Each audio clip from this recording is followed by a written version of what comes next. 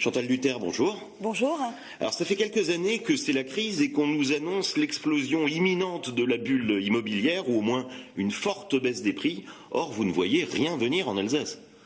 Non, effectivement, le marché est assez stable. Alors c'est la loi de l'offre et de la demande qui fait les prix, notamment dans l'immobilier. Ça signifie qu'en Alsace, il y a encore beaucoup de gens qui peuvent acheter leur logement.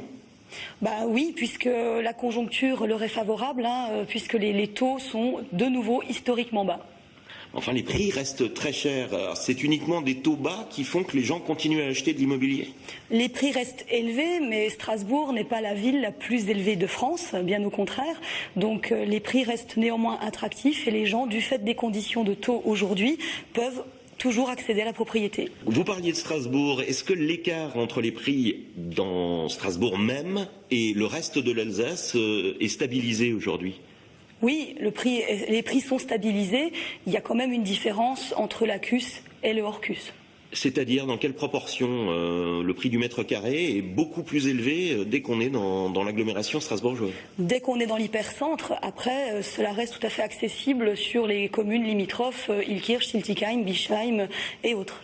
Alors quel est le profil de ces acheteurs alsaciens? Parce que tout le monde n'a plus d'argent, donc il reste quoi? Des investisseurs, des fonctionnaires?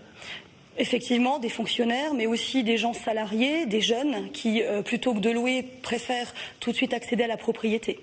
Alors on sait que les taux d'emprunt varient selon les régions. Comment se situe l'Alsace en ce moment? Très bien. On est dans le top 3 des taux les plus bas du marché par rapport aux régions qui sont la première étant Nantes et Toulouse.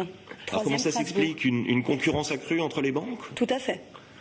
Alors acheter aujourd'hui en Alsace, est-ce que c'est quand même pas prendre le risque de voir son bien perdre de la valeur dans les prochaines années?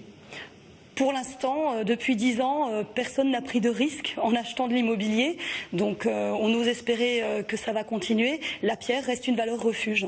Donc cette bulle pas prête d'exploser? À mon sens, non. Chantal Luther, merci. Merci.